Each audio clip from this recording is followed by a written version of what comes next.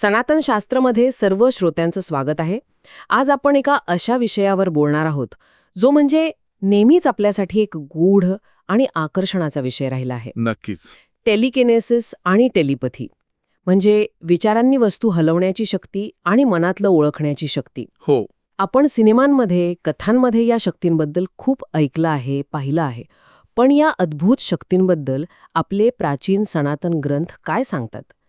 हा फक्त शक्ती मिळवण्याचा खेळ आहे की यामागे काहीतरी अधिक खोल, अधिक गहन अर्थ दडलेला आहे? आणि एक महत्वाचा प्रश्न, कोणता? की जर या शक्ती खऱ्या असतील तर त्या वापरणारे योगी जगावर राज्य का करत नाहीत? अगदी बरोबर. हाच प्रश्न मला विचारायचा होता. चला, आज याच गूढ संकल्पनांच्या मुळाशी जाऊया आणि त्यांचं खरं स्वरूप समजून घेऊया. सुरुवातीला आपण आधुनिक विज्ञानाबद्दल बोलूया, कारण आजच्या जगात विज्ञानाची कसोटी खूप महत्वाची मानली जाते. तर टेलिकिनेसिस आणि टेलिपथीला विज्ञानाचा काही आधार आहे का? हा खूप महत्वाचा प्रश्न आहे. वैज्ञानिक दृष्टिकोनातून पाहिलं तर टेलिकिनेसिस म्हणजे विचारांनी वस्तू हलवणं, हो. हे कोणत्याही नियंत्रित प्रयोगात म्हणजे कंट्रोल्ड एक्सपेरिमेंटमध्ये आजपर्यंत सिद्ध झालेलं नाही. अनेक लोकांनी असे दावे केले आहेत, पण जेव्हा त्यांना एका लॅबच्या परिस्थितीत ते करून दाखवायला सांगतात तेव्हा ते अयशस्वी ठरतात. बरोबर. पण असं का होतं? म्हणजे लॅबमध्येच या शक्ती काम करत नाहीत असं काही आहे का? नाही, तसं नाही. विज्ञानाची सर्वात मोठी कसोटी आहे रिपीटॅबिलिटी, म्हणजे पुनरावृत्ती क्षमता. अच्छा. कोणताही प्रयोग एकाच परिस्थितीत कोणीही कधीही केला तर त्याचा निकाल सारखाच यायला हवा. पण टेलिकिनेसिसच्या दाव्यांमध्ये असं होताना दिसत नाही. आणि टेलिपथीबद्दल काय? म्हणजे मनातलं ओळखणं. कारण दोन जुळ्यांमध्ये किंवा आई आणि मुलामध्ये आपण असं काहीतरी अनुभवतोच की कधी-कधी. अगदी बरोबर.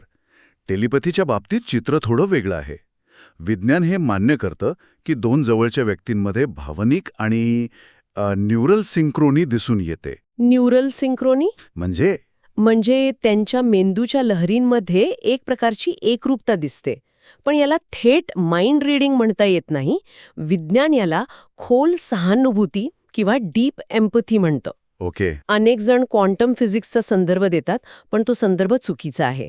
क्वांटम फिजिक्स हे सूक्ष्म कणांच्या वर्तनाबद्दल सांगतं, मानवी इच्छाशक्तीबद्दल नाही. म्हणजे विज्ञानाच्या दृष्टिकोनातून ह्या गोष्टी एकतर सिद्ध झालेल्या नाहीत किंवा त्यांचं स्पष्टीकरण वेगळं आहे. पण इथेच तर खरी गंमत सुरू होते ना. हो. सनातन धर्माने या गोष्टी नाकारल्या नाहीत. उलट त्यांना एका पूर्णपणे वेगळ्या आणि खूप खोल चौकटीत बसवलं आहे. तो दृष्टिकोन काय आहे? अगदी बरोबर बोललात. सनातन धर्म या अनुभवांना नाकारत नाही, तर त्यांना सिद्धी असं म्हणतो. पण या सिद्धी म्हणजे सिनेमातल्या पॅरानॉर्मल पॉवर्स नाहीत. मग काय आहेत? त्या अंतरंग साधनेचा एक उपउत्पादन आहेत, एक बाय प्रॉडक्ट. त्या ध्येय नाहीत, तर प्रवासातला एक टप्पा आहेत. आणि गंमत म्हणजे तो एक धोकादायक टप्पा मानला जातो. सिद्धी ही संकल्पना जरा सोपी करून सांगाल का? म्हणजे त्या नक्की काय आहेत आणि कशा मिळतात? निश्चितच.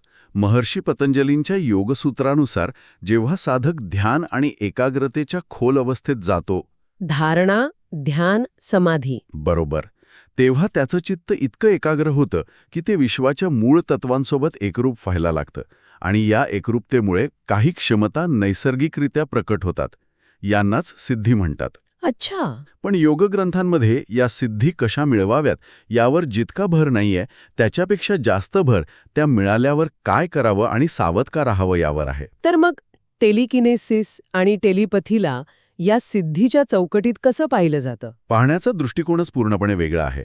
टेलिकिनेसिसला भूतजय म्हणजे पंचमहाभूतांवर प्रभुत्व मिळवणे अशी जोडलं जातं. पंचमहाभूत म्हणजे पृथ्वी, आप, तेज, वायू, आकाश. हो.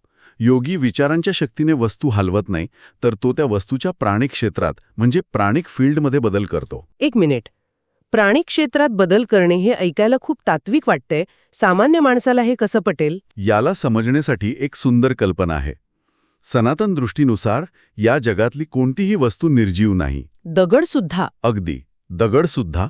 प्रत्येक वस्तू हे घनीभूत प्राण आहे, कंडेन्स्ड प्राणा. वाव. याचा अर्थ असा की दगड आणि विचार यांच्यात प्रकाराचा नाही, तर फक्त घनतेचा फरक आहे. जसं बर्फ, पाणी आणि वाफ हे एकाच गोष्टीची म्हणजे H2O ची वेगवेगळी रूप आहेत. एक्झॅक्टली. तसंच चेतना, ऊर्जा आणि पदार्थ हे एकाच सत्याचे वेगवेगळे स्तर आहेत. त्यामुळे पदार्थावर प्रभाव टाकणं म्हणजे दुसऱ्या कशावर तरी नाही तर स्वतःच्याच एका घट्ट रूपावर प्रभाव टाकण्यासारखं आहे. ही कल्पनाच किती वेगळी आहे. आपल्यात आणि दगडात फक्त घनतेचा फरक आहे. मग याच तर्काने टेलिपथीचं स्पष्टीकरण कसं दिलं जातं? टेलिपथीला हृदय संयोग किंवा संवेदना म्हणतात. हे माइंड रिडिंग नाही तर दोन चेतनांमधली खोल एकरूपता आहे. म्हणजे असं समजा की आपलं मन म्हणजे एक रेडिओ स्टेशन आहे जिथे सतत गोंगाट चालू असतो. पण जेव्हा दोन व्यक्ती, समजा गुरु आणि शिष्य, ध्यानाच्या खोल अवस्थेत जातात तेव्हा ते स्वतःला एकाच शांत, शून्य फ्रिक्वेन्सीवर ट्यून करतात. अच्छा, तिथे माहिती पाठवली किंवा स्वीकारली जात नाही, कारण दोन्ही व्यक्ती एकाच माहितीच्या स्रोताशी जोडलेले असतात.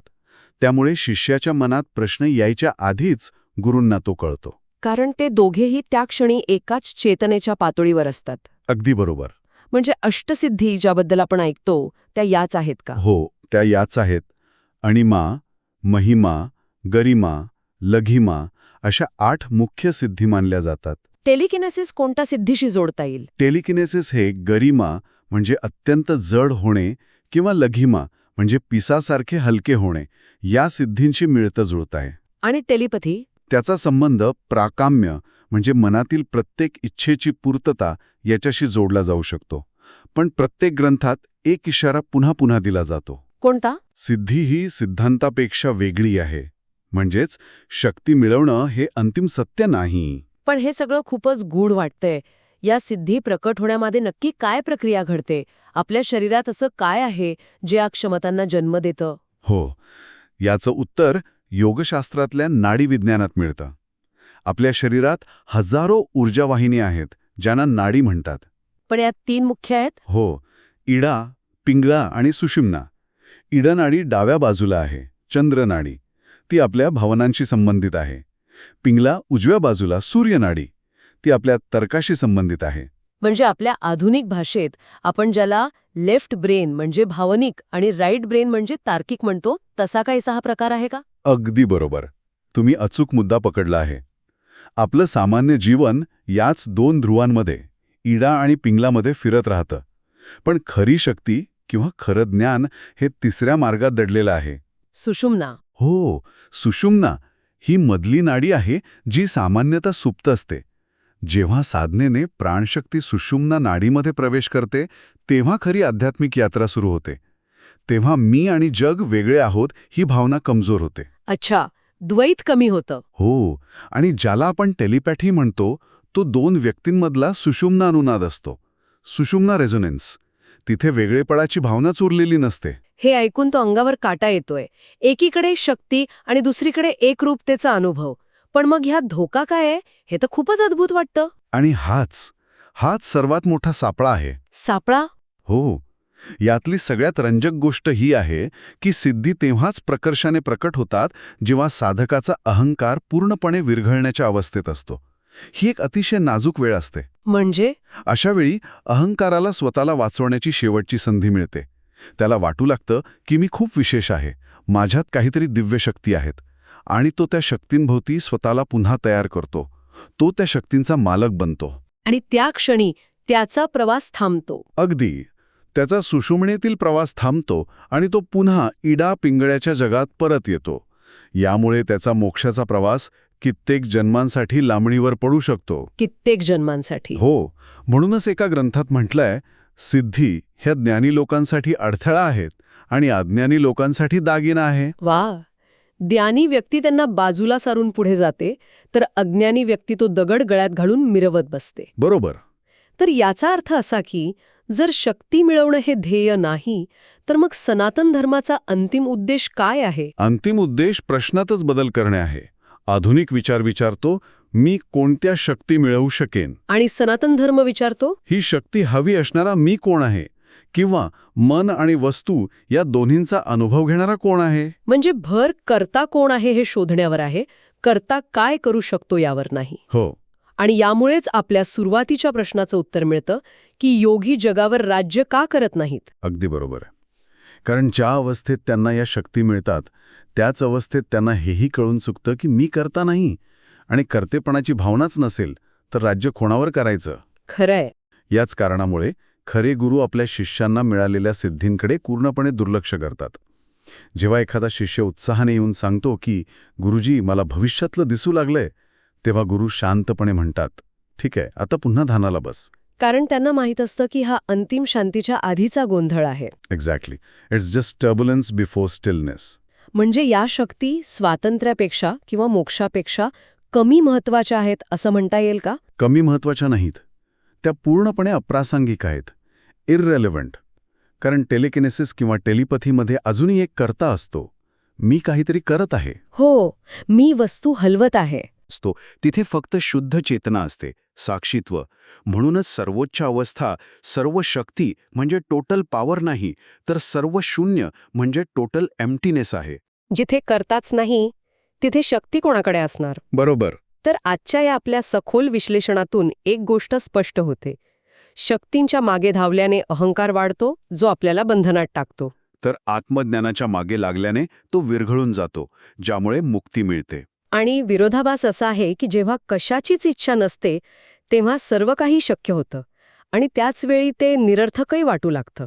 आणि श्रोत्यांसाठी एक अंतिम विचार: खरा चमत्कार विचारांनी एखादा चमचा वाकवणं नाही. मग काय आहे? खरा चमत्कार त्या चेतनेला ओळखणं आहे, जी मन, ते विचार आणि तो चमचा या तिन्ही गोष्टींना जाणते.